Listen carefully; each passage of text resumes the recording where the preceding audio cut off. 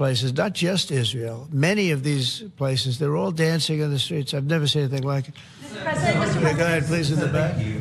What guarantee did you give Hamas to persuade them that Israel will restart the bombing campaign once the hostages have been exchanged? What did I do with respect to them? Well, I spoke a little bit tough, and that's what would happen. I mean, you have to speak tough. That's a tough world. That's a tough, as they say, neighborhood. And they're tough people. They're very tough people, and they're smart people.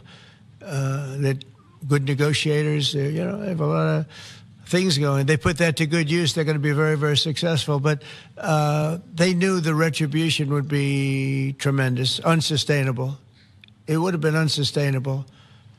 It would have been complete obliteration, and they didn't want that. And nobody wants it at this point. They want to get on with rebuilding the entire Middle East. It's not only Gaza. It's going to be the entire Middle East.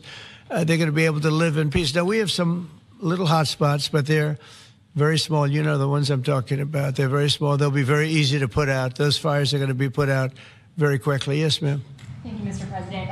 Talking about the Middle East still, going to the phases that come after this first phase, is there consensus on the additional points in your plan, or are the details still being fine-tuned? I think there is consensus on most of it, and some of the details, like anything else, will be worked out, because you'll find out that when you're sitting in a beautiful room in Egypt, it's easy to work something out, but then sometimes it doesn't work from a practical standpoint. So certain little things, but for the most part, there's consensus, yes. Do you intend to hash that out when you're in Egypt? I might, yeah. I mean, I'll be there because I'll be going to, I'll go to Cairo. I think that's where we're going, as opposed to the place of the signing. And we have a lot of leaders from all over the world coming too. They've been invited. And then I'm coming back, I believe it's Tuesday night, for Charlie Kirk, a friend of mine, a friend of all of ours, a friend of a lot of the people right here.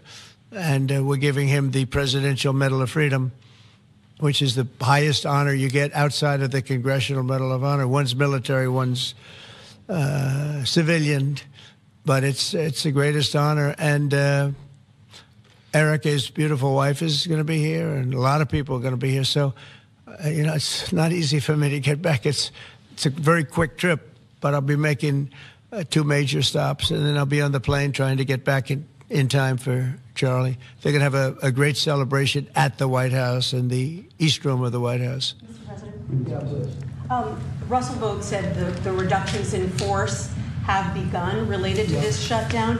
How many layoffs have you authorized for this first round, and from which agencies? And it'll be Democrat-oriented, because we figure, they started this thing, so they should be Democrat-oriented. It'll be a lot, and we'll announce the numbers over the next couple of days, but it'll be a lot of people, all because of the Democrats. I mean, they want to give $1.5 trillion to people that came into the country illegally. More important than that, because we all have a big heart. We want people to be taken care of, but we have 0 people coming in. You know that, Glenn, right? That's a pretty impressive number, even for a successful governor. But we've had, for the last 4 months, 0 people coming in illegally. They're coming in, but they're coming in legally. They're coming in through a process that's really a really good process right now, because we want people to come in, but they have to come in legally. So what we're doing is, as these different groups come due, we're going to make a determination. Do we want them or not? And I must tell you, a lot of them happen to be Democrat-oriented. These are people that the Democrats wanted, that in many cases were not appropriate. We fought them at the time, and it was ultimately signed in. And some of these people, these are largely people that the Democrats want. Many of them will be fired. Yes, please, behind. The Nobel Peace Prize was announced this morning. Your thoughts? Which one? The Nobel Peace Prize. Your thoughts? Including a very big one, and I'm not sure, when you say big, it's certainly, I think, to the mind of most, the most important deal ever made in terms of peace. But the one we just signed, it's been signed, sealed, and it's going to start taking place now. It's already started. Monday's going to be a very big day when the hostages come back. But I made 8 deals, transactions of wars. One was 31 years going on. 10 million people were killed. One was 34 years. One was 36, 37. One was 10. One was just starting. 2 were just starting, actually, but they were well on their way. In the case of India and Pakistan, 7 planes were shot down. It was a bad one. And I did it largely through trade. I mean, that one, numerous of them.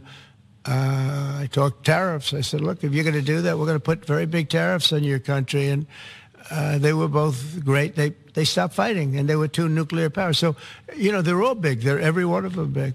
You take a look at the Congo. You take a look at the Congo and Rwanda. 10 million people killed over a long period of time. Got that one solved. We did a total of 8 as of this 2 days ago. I would have said 7, which I did say, but the other one was signed up, sealed. As you know, Israel signed it just now. They signed it and they approved it today, their parliament. And it's a great honor to be involved with so many. So the person who actually got the Nobel Prize called me and said, I'm accepting this in honor of you because you really deserved it. A very nice thing to do. I didn't say then give it to me, though. I think she might have. She was very nice. And I've been helping her along the way. They need a lot of help in Venezuela. It's a basic disaster. So, and you could also say it was given out for 24, and I was running for office in 24. All of the transactions that we did in terms of closing, but there are those that say we did so much that they should have done it, but I'm happy because I saved millions of lives, many millions of lives. And speaking of somebody that saves lives, don't ever play golf with him because Keegan Bradley just walked in, one of the greatest golfers in the world, the captain of the Ryder Cup. And man, I'll tell you did a good job. You almost came back. I turned on. I said, I sort of turned off. It wasn't looking good. And then a little while later, I turned on. I said, you guys might make, that would have been the miracle. What a great job. He's respected by those golfers like nobody. And I just want to compliment you, Keegan. That was an incredible job. Right here, we have a lot of unfriendly fake news media. And he's not used to that. He's used to getting only good publicity, I think, Howard. These are all golfers. But you're some golfer, I'll tell you that, and some leader. Thank you very much. Great job. Thank you, Keegan. Mr. President, on China. Yeah, please. On immigration, ICE are making arrests, target arrests at courthouses in New York City and around the country. Criminals are arresting criminals, that's right. Yeah, go ahead.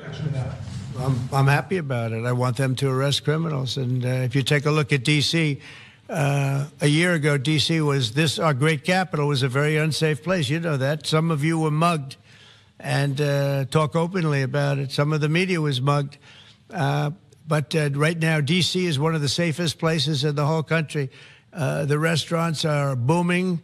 They're opening up new restaurants. The restaurants are all closing. Now you can't get into a restaurant. They're opening up new restaurants. It took 12 days for us. We sent in not politically correct military. We sent them in based on merit. We won the case in the Supreme Court. Everything now is based on merit. Our country was founded on things based on merit.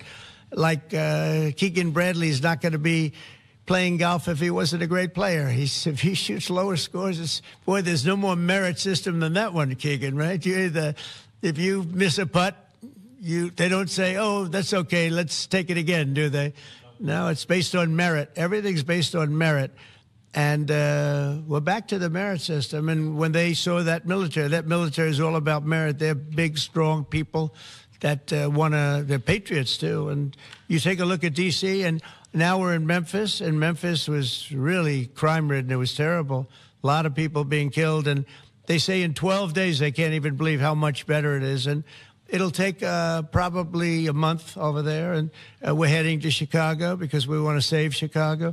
Do you know they had over 4,000 people killed in Chicago over a short 4,000 people, and I have to watch this slob of a governor stand up and say that, well, everything's okay, we've got it under control.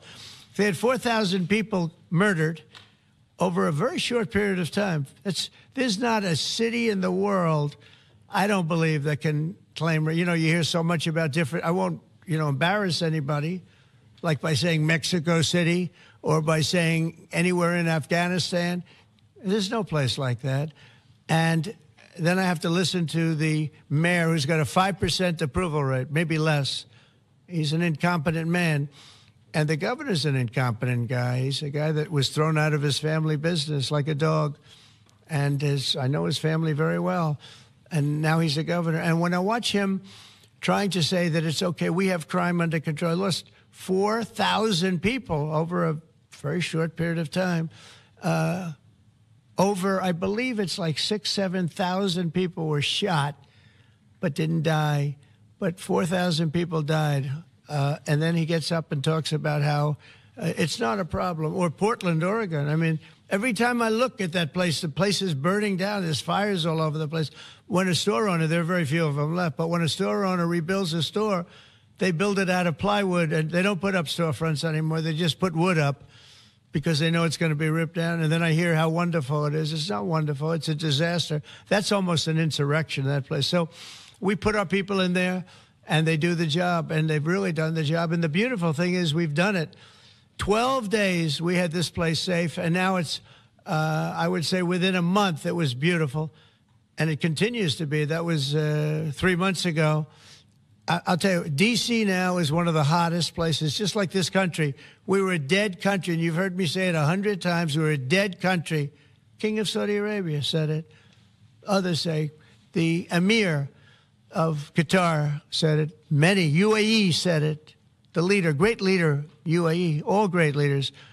They said effectively the same thing. 1 year ago, we had a dead country. Now we have the hottest country anywhere in the world. I just want to thank everybody, and I want to, in particular, thank AstraZeneca. What a great company you have. What a company you've built. You've been there a long time and done some job. It's an honor to have you. I assume you're going to build, so it's $4.5 billion for a plant. That's a pretty big plant, isn't it? I was going to say, could he make it a little bit more? Well, we have a couple of them where they're going to spend $65 billion on one plant, AI. All I know is it's, AI is based on information. I hope they're right about information. I don't know. You got to make a lot of money there's got to be a lot of information out there, but that seems to be pretty hot. But we have a lot. We're leading the world on information on AI, as you know, by a lot. It's not even close. So we're doing a job. And I want to thank everybody, but in particular, Pascal, thank you very much. It's a great honor. Thank you. Thank you. अमेरिकी सदर Donald Trump की गुफ्तगू आप मुलाहिजा कर रहे थे। उन्होंने कहा गजा में अमन मुआहिदा अरब ममालिक और इसराइल सब के लिए शानदार है। अमेरिकी सदर डोनाल्ड ट्रंप ने कहा यरगमाली पीर को वापस आ रहे हैं। इसराइल और अरब ममालिक में जंगबंदी की खुशी में जश्न हो रहा है। यह सिर्फ गजा नहीं बल्कि पूरे मशरिक़ वस्ता के लिए बेहतरीन है। अमेरिकी सदर ने कहा मुझे इसराइली पार्लियामेंट से खिताब की दावत मिली है। मशरिक़ वस्ता के दौरे में मिस्र भी जाऊँगा। खाम तेल बहुत जल्द $2 फी गैलन से कम हो जाएगा। अमेरिकी सदर डोनाल्ड ट्रंप की चीन पर इजाफी महसूलात आयद करने की धमकी। उन्होंने कहा मैंने पाकिस्तान और भारत समेत 8 जंगें रुकवाईं।